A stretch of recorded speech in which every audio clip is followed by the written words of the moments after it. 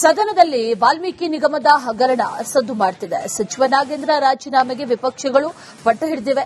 ವಿಧಾನಮಂಡಲ ಮುಂಗಾರು ಅಧಿವೇಶನದ 3ನೇ ದಿನದ ಕಲಾಪವೂ ಕೂಡ ರಾಜೀನಾಮೆ ಜಟಾಪಟಿಯಲ್ಲೇ ಮುಗಿದು ಹೋಗಿದ್ದಾರೆ.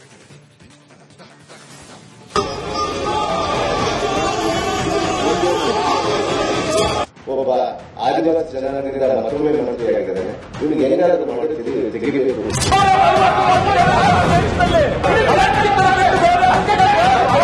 ಏನಾದರೂ ಮಾಡಿ ಅದರಿಂದ ಇಳಿಸಬೇಕು ಅನ್ನುವಂತಹ ಹುನ್ನಾರವನ್ನ ಈ ಮನವಾದಿಗಳು ಮಾಡ್ತಾರೆ.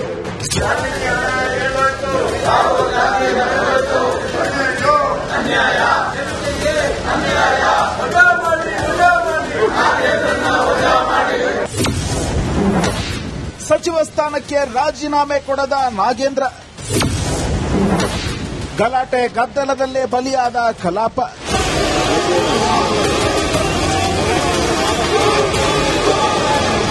ವಾಲ್ಮೀಕಿ ನಿಗಮದ ಹಗರಣದಲ್ಲಿ ಸಚಿವ ನಾಗೇಂದ್ರ ರಾಜೀನಾಮೆಗೆ ವಿಪಕ್ಷಗಳು ಪಟ್ಟು ಹಿಡಿದಿವೆ. ಅಧಿವೇಶನ ಆರಂಭವಾದಾಗಿನಿಂದ ನಿನ್ನೆಯವರೆಗೂ ನಾಗೇಂದ್ರ ರಾಜೀನಾಮೆಗೆ ಆಗ್ರಹಿಸಿ ಪ್ರತಿಭಟನೆ ನಡೆಸಿವೆ. ವಿಧಾನಸಭೆ ವಿಧಾನ ಪರಿಷತ್ ಕಲಾಪ ವಾಲ್ಮೀಕಿ ನಿಗಮದ ಹಗರಣಕ್ಕೆ ಬಲಿಯಾಗಿದೆ.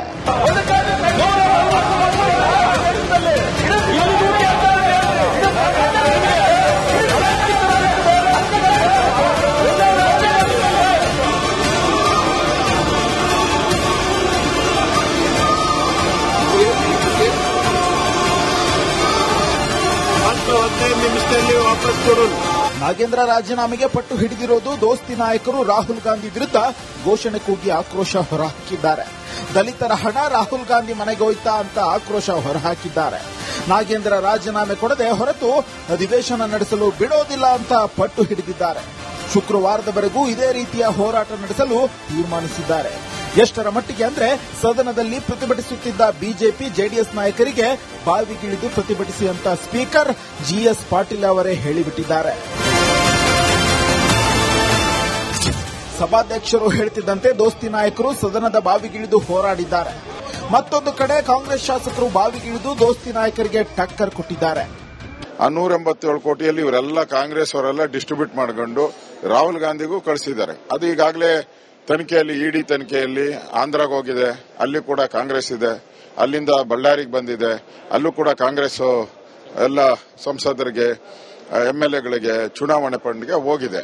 ಇಷ್ಟೆಲ್ಲ ಇದ್ರೂ ಕೂಡ, ಇಷ್ಟೆಲ್ಲ ಎವಿಡೆನ್ಸ್ ಇದ್ರೂ ಕೂಡ ಅವನ್ನ ವಾಪಸ್ ಕೈ ಬಿಡದೆ ಅವನೊಬ್ಬನಿಗೋಸ್ಕರ, ನಾಗೇಂದ್ರ ಒಬ್ಬನಿಗೋಸ್ಕರ ಇಡೀ ಸದನ 3 ದಿನ ನಡೀತಾ ಇಲ್ಲ ಅಂತ ಹೇಳಿದ್ರೆ ಅವನೊಬ್ಬನಿಗೋಸ್ಕರ ಎಷ್ಟು ಪ್ರಾಮುಖ್ಯತೆ? ಯಾಕೆ ಬ್ಲಾಕ್ ಮೇಲ್ ಮಾಡ್ತಾ ಇದ್ದಾನ? ಏನ್ ಮಾಡ್ತಾ ಇದ್ದಾರೆ? ಯಾಕೆ ಅವ್ರ ಹಬ್ಬನ್ನೇ ಹಿಡ್ಕೊಂಡು ಕೂತಿದ್ದೀರಾ? ಹಿಂದೆ ಈಶ್ವರಪ್ಪನವ್ರದ್ದು ಆದಾಗ ನಾವು ಇಮಿಡಿಯೇಟ್ ಆಗಿ ರಾಜೀನಾಮೆ ಕೊಡಿಸ್ತೀರಿ, ಹಂಗೆ ಕೊಡಬೇಕು. ದೋಸ್ತಿ ನಾಯಕರು ಕಳೆದ 3 ದಿನಗಳಿಂದ ನಾಗೇಂದ್ರ ರಾಜೀನಾಮೆಗಾಗಿ ಪ್ರತಿಭಟನೆ ನಡೆಸುತ್ತಿದ್ದಾರೆ.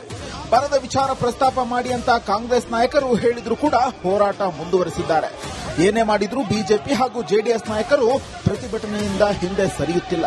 ದುರಂತ ಅಂದ್ರೆ ಬಿಜೆಪಿ ಜೆಡಿಎಸ್ ನಾಯಕರ ಈ ಗಲಾಟೆ ಗದ್ದಲದಲ್ಲಿ ಕಲಾಪ ಬಲಿಯಾಗಿದೆ. ನಿಜವಾಗಿಯೂ ಚರ್ಚೆಯಾಗಬೇಕಾದ ಜನರ ವಿಷಯಗಳು ಮಾಯವಾಗಿವೆ. ಅದೇನೇ ಇರಲಿ, ವಾಲ್ಮೀಕಿ ನಿಗಮದ ಹಗರಣದ ಬಗ್ಗೆ ಚರ್ಚಿಸುವುದರಲ್ಲಿ ತಪ್ಪಿಲ್ಲ. ವಿಪಕ್ಷಗಳು ಪ್ರತಿಭಟನೆ ಮಾಡೋದು ತಪ್ಪಲ್ಲ.